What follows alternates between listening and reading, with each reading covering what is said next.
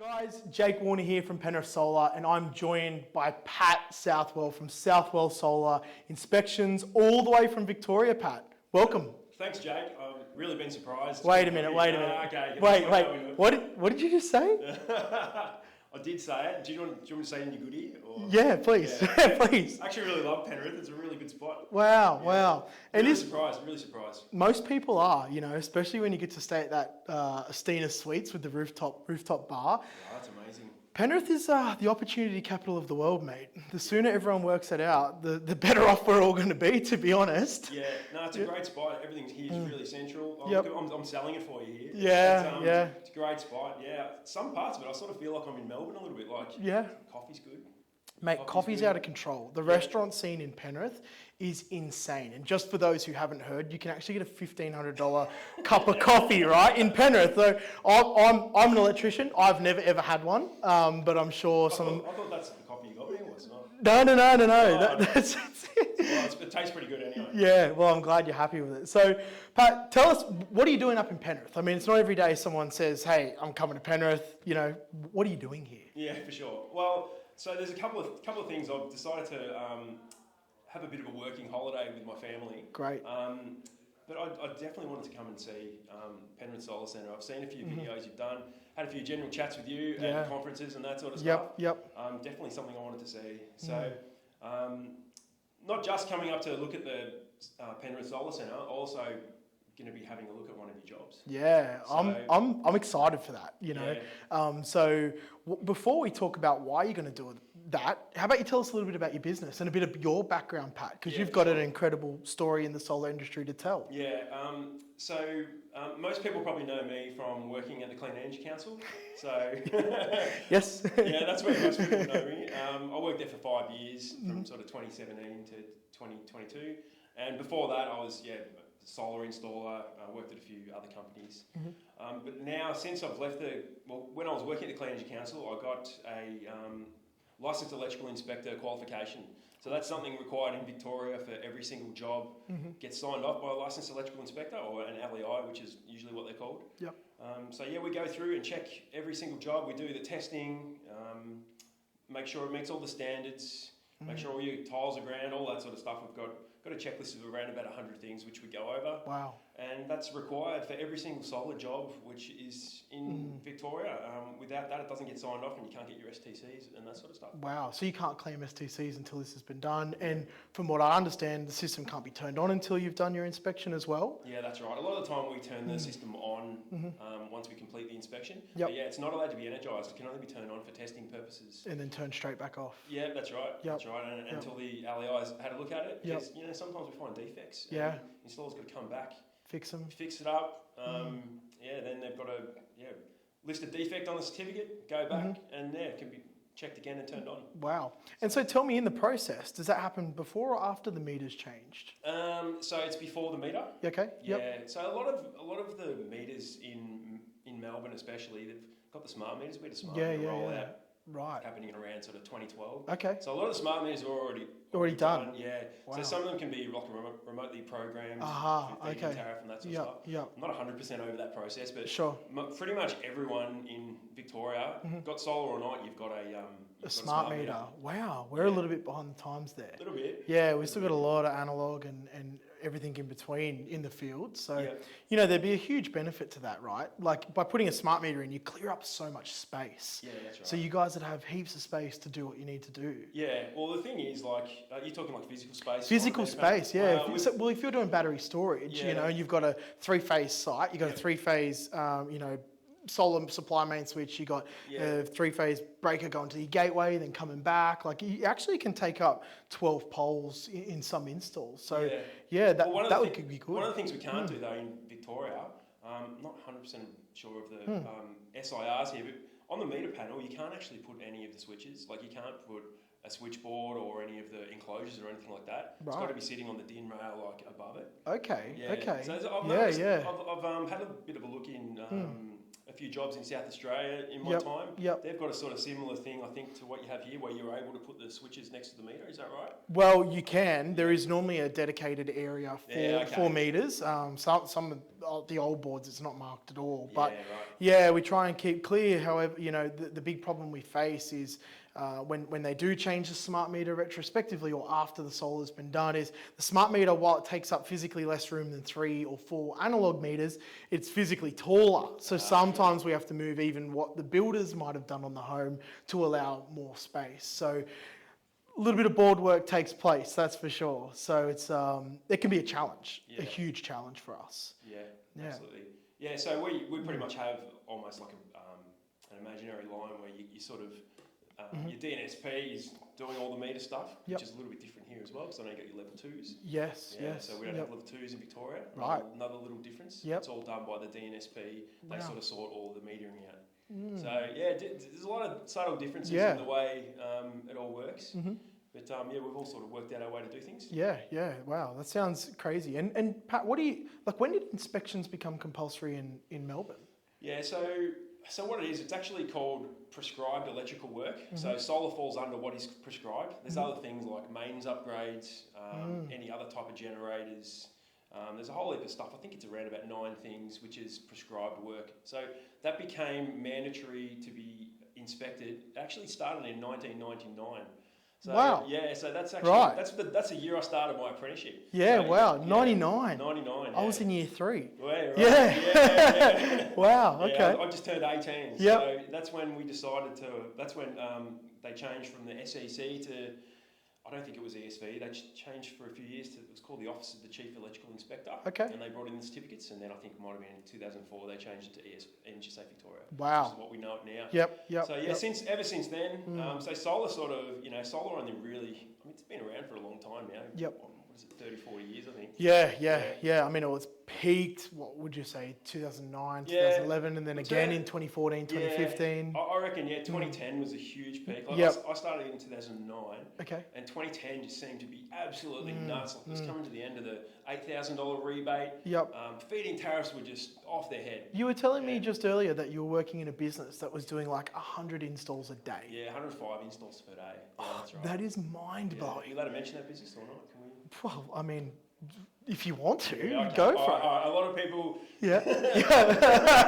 Go for gold. Okay, so I've actually worked at True Value Solar. Yep. Right, so I actually did 2 stints there. Wow. So that surprises people a lot as well. So even though after going there and spending pretty much a year there in 2013, and things ended sort of badly as well, I actually went back. Right. I actually went back in 2016, and they were on a bit of a smaller scale. Sure. What was your role in TVS? Generally, it was it sort of changed a little bit a lot of the time, but I was in the office as an install manager most of the time. Okay. Yeah. Sort of started with just the Victorian crews. When I started, it was around 105 installs per day, so just crazy numbers. Wild numbers. Yeah, and then it's sort of after a few months being there, the national install manager left, and I took that role. Woo. So I was sort of looking after. You don't even you've got a couple of grades, but not like. Did they come from the TVS days or? Oh, that's probably when it started. Wow. Probably would have been when it started. Good times, some bad times, but certainly seen installs at a scale, which is sort of what you saw there. Yeah. Oh, you would have learnt a lot in your period there. Definitely learned a lot. Learned a lot about the whole country and the way they all states do different things. But certainly learned a lot about sort of dealing with contractors, compliance. Yep. A lot of scheduling. It was it was nuts working there. And I bet. There was a lot expected of us. So. What was how many staff did they have at once? Oh yeah, so I reckon it would have been at its peak would have been 150. I reckon 150. And then all subbies for the installs, right? Yeah, a couple of in-house teams here and there. Yep. So what it was based out of Victoria, so that's where the home base was. Yep. And then they had sort of satellite offices all around the major cities of Australia. Yep. So, and that was probably if there was 150 in Melbourne, there was probably another 40 or 50 around the country. Yeah. All run warehouses and I guess in your time, in the early days, you would have been 60 cent feed-in tariff, 1.5 kilowatts going in left, right, and centre. Absolutely. Yeah, and then towards your end of the time, like what would you say the average size of the system would have been in 2015, 2016? 2016. I think we were sort of making that transition to sort of into that 6.6 area. That's what it was sort of when it was going to 5 to 6.6. Yeah. That seemed People to be started popular. talking about that oversizing. They were really talking about that a lot. And it was only sort of after I left there where systems seemed to be getting much larger. Yes. Of today. course. I mean, our average right now is like 11 kilowatts, which is pretty big. I think Australia-wide, it's like mid-8s or high-8s at the moment. Well, a lot of the inspections I see in Melbourne, I mean, you do still see a bunch of 6.6s. Seeing a heap of 13s. And you get the odd 20, 25, even on residential. So it's definitely getting up there for sure. Yeah, that's interesting. So today, Pat, we're going to go out to one of our sites. So we're recording this before our site inspection. Let me say, are you nervous at all? Are you nervous? What do you think? How do you think you're going to stack up? It's a good question. I think we're going to stack up, but I will be really, really honest and tell you that we don't have what you guys have in Victoria. That's right. If the meter's done, we're allowed to switch it on and off we go, right? Yeah. So,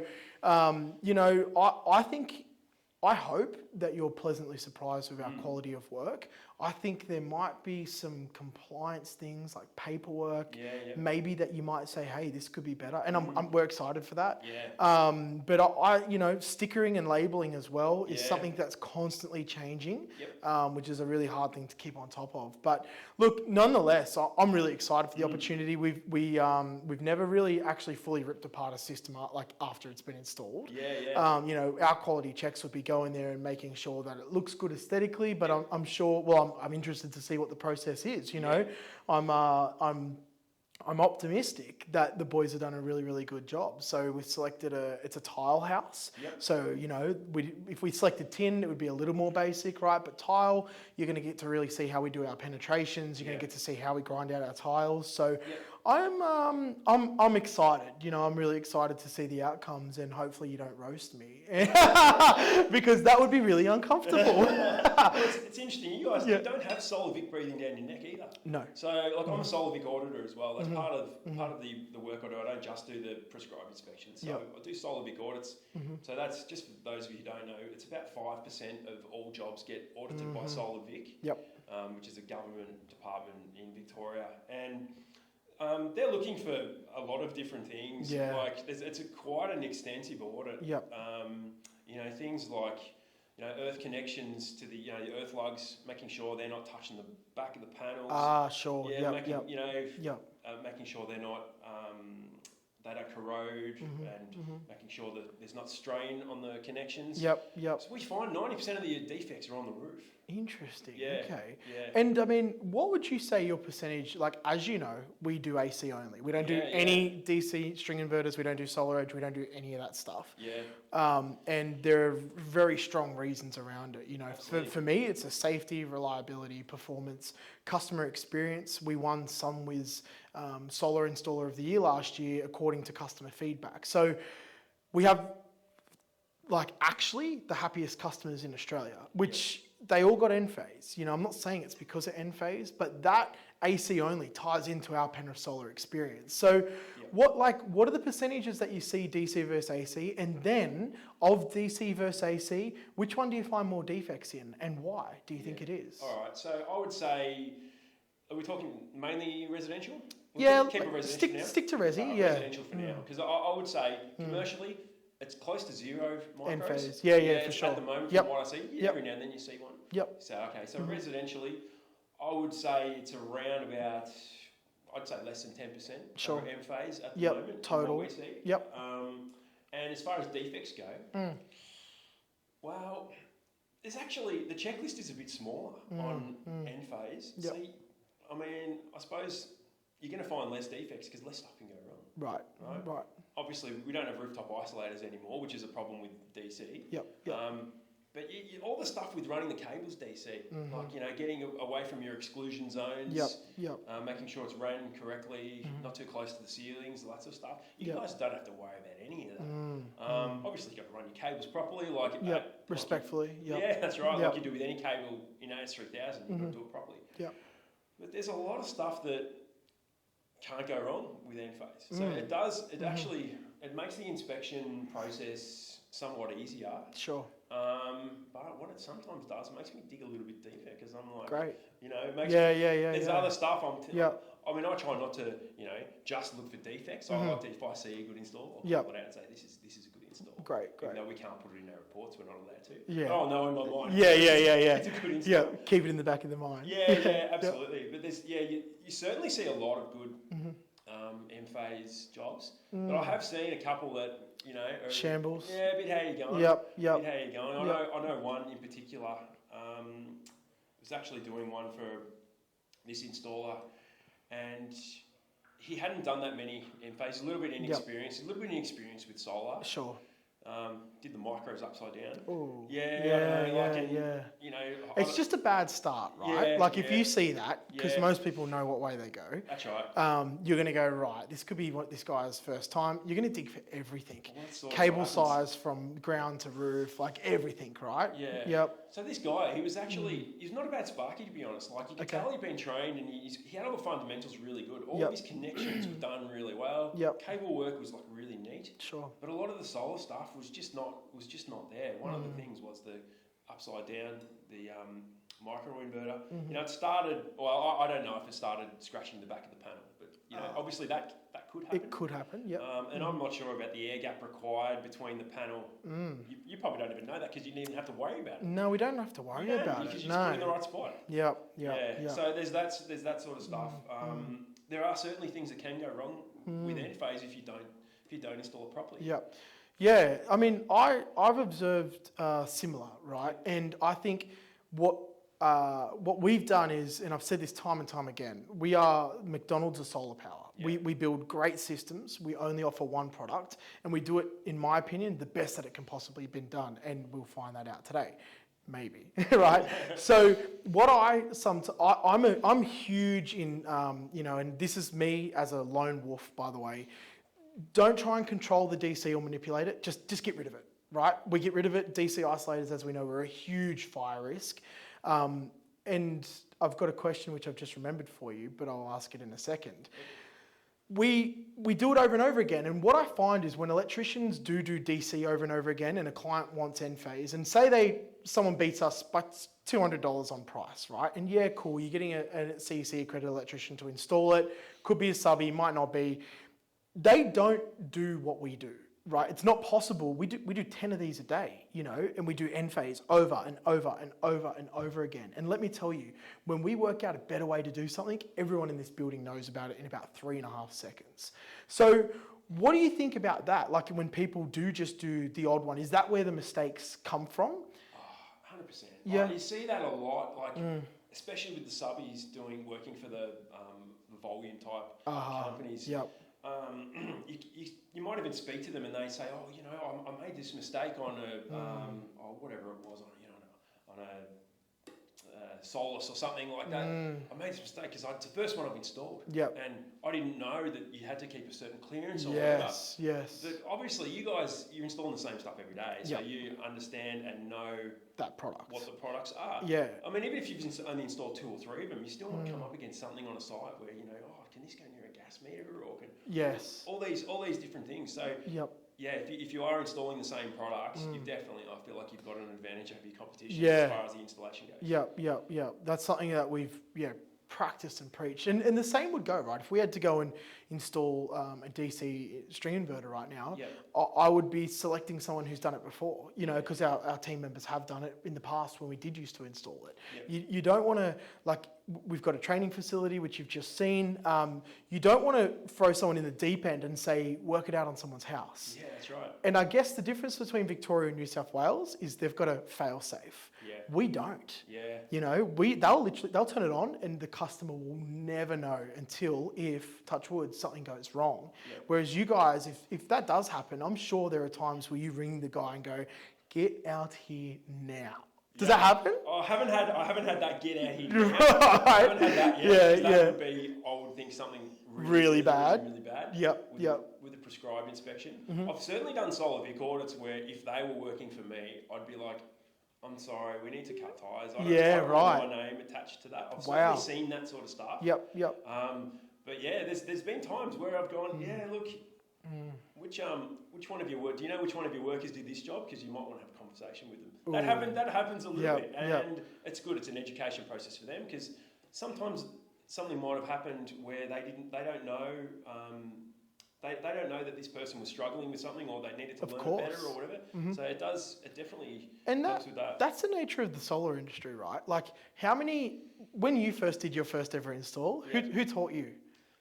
I can't remember who it was. So it was my TAFE teacher. I hardly even seen a solar installation until I went to TAFE and I did the course. Yeah, right. So I kind of taught myself. Okay. I taught myself, yeah. I reckon you're probably not alone. I remember my first couple of installs was like I was an install subby at the time. Yeah. And a mate of mine, Luke Cucci, who owns a company now called Trill Electrical. And they do great work, you know, like they do DC, but Luke he was a great tradesman. You know, he was thorough. His time management was the best skill the guy ever had, right? And I learnt on the job with him in 2 days, you know, 2 installs. He taught me. He's like, right, Jake, this is what you do. Then the next day we both did it together, but he's like, you draw it up, you're doing it all, right? Because you got to remember, you are a licensed electrician, so you're expected to know it. That's right. And I mean, day 3, it was like spread your wings, I was out on my own. So, and let me tell you, I learnt way more in practice than what I ever did at TAFE about solar. You know, it's trial and error almost, as bad as that sounds. Like, you know, even the way you run conduits, you at the end of the job, you'll go, oh, I could have done that better, and that's how I'll do it next time. Yeah. How do you stop as a client being that I'll do it better next time? Yeah, I don't know. What do you do? I don't know. There's an answer. What is it? What did you just see just now? What's that? A training facility. Oh, a training facility. Yeah, well, you've got it sorted out, mate. Well, the amount of stuff I've seen here, but there's got to be better training. There's got to be better training because not everyone can come to PSC. Do you know what I mean? Absolutely. How do we train people in the masses? You know, we have CEC accreditations and whatnot, but like, and that is training. Yeah. But how do we encourage people, whether can it be funded by someone? Like, because CPD, continuous professional development points, need to be earned every year to keep your CEC accreditation, right? But that doesn't necessarily teach you best practice. You know, like I seen something the other day, and I'm a great advocate for, you know, women in renewables, and there's a really good movement and company called WISE, which we support, right? And we just got our first female apprentice, Cody, and she's killing it, right? It's the best. But I seen something the other day about, it was about equality in solar, and it had CPD points against it. Yep. And I kind of thought to myself, is that improving the quality of installs? I don't know, like it depends, I suppose, is the intention of CPD to improve the quality of installations, or is it just to speak about industry issues and try and face up to them? Yeah, you're right. What is it? Yeah. Should it be separate? Yeah. I don't know. Like, I've got an opinion on it. I think it's good to have. I think it's good to be talking about those subjects and making it part of CPD. Yep. Because I think there are a lot of issues like that in this industry. Yep. And it's a way that makes people learn about it, where otherwise they may have just sort of turned a blind eye to it, or maybe they don't care. Okay. So I don't mind. Yeah. That's my personal opinion. Yep. Yeah. What do you think? Well, I'm of a similar nature. I don't mind it. Yep. But I think there needs to be more done on the quality of install. Yep. You know, there are solar cutters have a great attempt at it, and you know they've done good work, to be fair. Yeah. But I just think there's got to be something else where best practice is celebrated, and to the point where it's a culture. You know, like the best or nothing is how it is, and that's what we do here. It's like we do the best or we do nothing at all. How do we scale that to the masses? So you get to an inspection and you just clap them on. You know what I mean? Like, how does that happen? Is it possible? I suppose. I mean, so some of the inspection companies I work for, one of them is Total Solar Solutions. Yes, great people. Great people again. Yep. Reese and Christine Kennedy, they run a business out of Bayswater in Victoria. Yep. Most of their installations, I kind of am clapping them on. Oh, yeah? Yeah. It's pretty good. Every now and then, Reese gets a phone call. Yep. Saying, "Oh, what happened here?" Sometimes it's like, "Oh, look, have a look around the corner. This is what you're looking for." I'm like, "Oh, here we go." So there's that sort of stuff. Sure.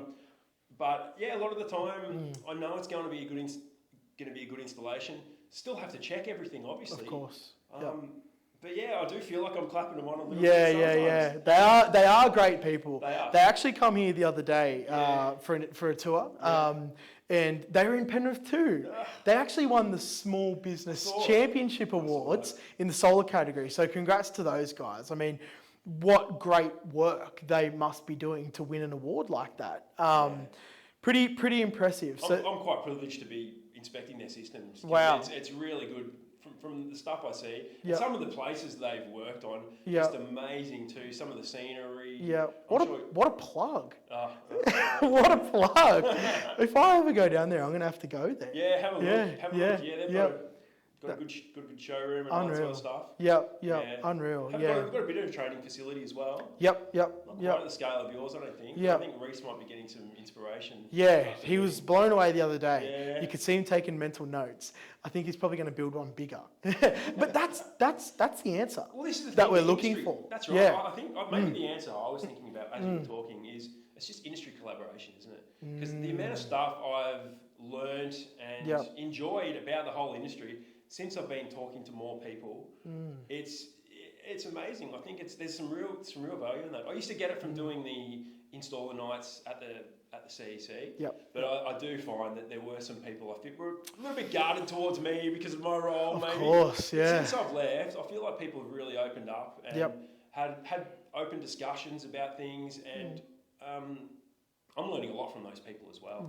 And I feel like industry collaboration is a really important thing, and I think we can really harness that as an industry and run with it. Maybe there should be collaboration points. Like what? What are you thinking?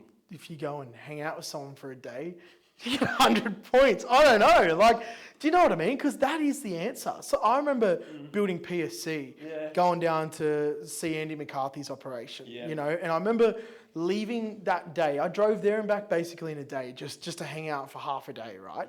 And I remember leaving there thinking, man, there is not a person in this building that wouldn't get Gippsland Solar tattooed on them.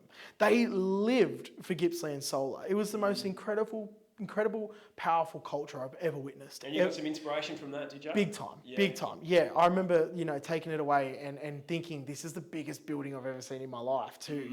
It looked like it was all sorted, is what it looked like. But I remember going away from that and just that takeaway of the culture and just it opens your eyes to the horizon, like what is actually possible, and then we can build on that. Like you can totally replicate it and take bits and pieces and. Those people, the Kennedys and Andy and a lot of other people that we look up to have certainly paved the way for what we have in front of us today. It takes effort though, doesn't it, man? Like this is the thing. It takes I'm doing this, I'm I won't say compromising a holiday with my family because we're doing it together. I'm just a bit of a solar nerd, so just go hang out. I'm coming on a family holiday, by the way. Can I come and hang for a day? That's the thing. Look, I'm trying to get better myself. Yes. Right? And I've spent my time and my money. You've obviously done the same thing, going down and meeting Andy. Any other time you've spent time with these people, only because you want to get better, right? You want to make your company better. You want to make the industry better. Yes. Hopefully that provides some inspiration for some other people who absolutely watching or listening to us. Totally, and get out there and go and have a look. I mean, I'm itching to get down to Glenn Morris's setup too. I don't know what the hell he's got going on down there, but it's a lot. There's so much stuff. I've got to do the same. He's so close to me, and I actually have reached out to him. And I just haven't got around to it yet. Oh, what's going on? I don't know. Wow. After the itinerary you sent me today, I'm awfully surprised that you haven't made it happen. Oh, that's cool. Well, Pat, is there any other challenges or opportunities that you see in front of us today and with the current market that we're in? Obviously, there's a big opportunity with batteries, isn't there? Yeah. There's got to be more batteries that have got to be installed. Has to be. The amount of solar I see going in, I'm looking at sort of anything between 4 and 6 systems a day, depending on what my day looks like. A lot of them don't have batteries. A lot of them don't have batteries. Some do. Big opportunity, I think in that space. But I think there's an opportunity just to do better solar. Because there's still a lot of crap out there. Still a heap of it. And we don't want it going into, lasting 3-4 years, whatever it is, and end up going We definitely don't want it going into landfill. Obviously, recycling's getting better now, but we don't want that either. You want it on the roof, and you want it... You want it to stand the test of time. Oh, for sure. Lifetime of the system. It's got to last the lifetime of the system. What do you think is the most important component or aspect of a solar system? As someone who sees glad you asked me that. So many of them, what is it for you? For me, I hear people who own solar companies especially, right, they bang on about inverters. They bang on about panels, right? For me, it's the installation, right? It's the installation. So it's the biggest, it's the biggest variable in the whole system. The biggest uncontrollable. Oh, for sure. And if you've got subbies doing it, right, you've got subbies that are coming in and doing these installations for you. How do you know how do you know if it's their first install for starters? How do you know if they're correctly trained? How do you know if they're good people or whatever? You know what I mean? Like, and they're actually in your clients' houses and representing you. Totally. You don't know any of this stuff, right? And then you don't know if they're going to be, getting in the roof and just sort of throwing the cables through or all this sort of stuff. So for me, it's more important than panels and inverters. Obviously, we've got listed products with panels and inverters. There's not much crap, I don't think, on those lists now. It's been tidied up by the CEC, I believe. Big time. Not 100% in that space, but it's been tidied up. Yep. But the installations, huge variable. Massive. Huge variable. I often think that a great example is and you would have seen this. I've seen the greatest products known to mankind installed in the poorest form and last just years. And I've also seen what we consider to be average products or crap products installed very well by professionals, and they stand the test of time. It is the biggest thing when people are looking for solar is who's installing this, who's backing this. A pro tip that I love banging on about, right? Not just who's installing it. It's annoying because I hate it actually happening to us, but it happens. Ring the solar company and ask to speak to the service department. Just ask for a chat. Yeah. If you get crickets and there's no service department, you're not in safe hands. It's that simple. You need a service department to be able to fix something ASAP. Right? I'm talking fast, same day fast is what I'm talking about. Now, to be clear, we're not there right now. We're not same day right now, but we are working hard towards it. We want people to have that proper 5-star experience with us. And I think that continues long after the day of install. Yeah. But I'm glad you think the same. And what I find is a lot of electricians, because you've got to remember, the solar industry is actually operated mostly by non-electricians, right? That's right. I reckon 80% of companies, the directors are not electricians. Yep. I find the ones that do really well and are laser focused on quality and laser focused on install, all are electricians. It's that simple. That's what I like hearing. Yeah, it's that simple. The head guy or woman is an electrician, and the buck stops with them. Now that's not everyone, you know.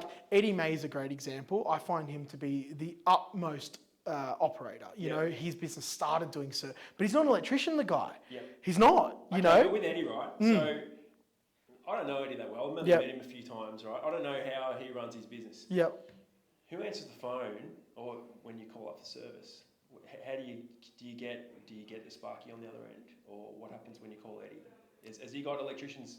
He's got electricians working for him? He does. I don't know what the answer to that is though, because I've never done it, right? I clap him on from the sideline. But for us, you know, we've got 5 or 6 electricians in our office. Yeah. So one of our sales managers has done an electrical apprenticeship. Our 2 install managers are obviously electricians. I'm an electrician. Our head of service is an electrician. And our head of training and people, our HR is actually an electrician, right? So this business was built on electricians, which I just think when it comes to making the decision, even DC versus AC, I hate having debates with people who haven't done their time as an electrician. Right? And I know, dude, there can be people out there that know way more than me. I get it. But you haven't done your time. Do you know what I mean? You can't possibly tell me what's good and what's not good because you don't know, you know. You sell fish tanks, man. Like, you can't just come over here for 3.5 minutes and tell me the disadvantages of AC or whatever. Like, I'm just shut off from it. I will keep my blinkers on and I'll keep focusing on what we're good at. You know, they haven't seen the things you've seen. They haven't seen it. Yeah, they haven't gone out to a roof fire. They haven't gone and ripped 100 kilowatts off a roof of a gym because there's 3 different rooftop isolators on fire. Yeah. You know, they haven't done those things. They haven't been called to a school with a string inverter on fire on the side of a classroom. You know, I've seen that. You've seen that. Electricians have seen that. And that's probably a good reason why most of them have Enphase on their own home. Just a little side plug. Pat, anything else you want to talk about, mate, before we wrap this one up? So you mentioned about the electricians being in the office. So when I was at True Value Solar, so they've gone under now, right? They went under, I don't know, 28, 19, something like that, a few years ago now. Yep. When I was there, how many electricians do you reckon were in the office?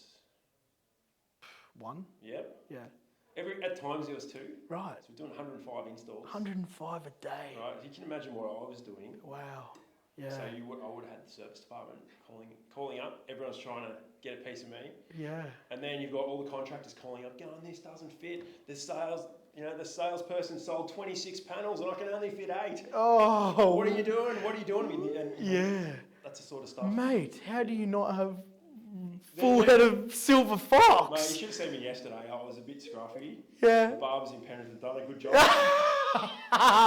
Another plug for the barbers. Absolutely. Yeah. You would have been pulled from every angle. Mate, that's exactly what happened. Wow. And those businesses run on very, very lean margins. Yep. So, you know, money wasn't great. Not a lot. And you were the only electrician inside that office at times. At times. Look, there were times where they would come in or whatever.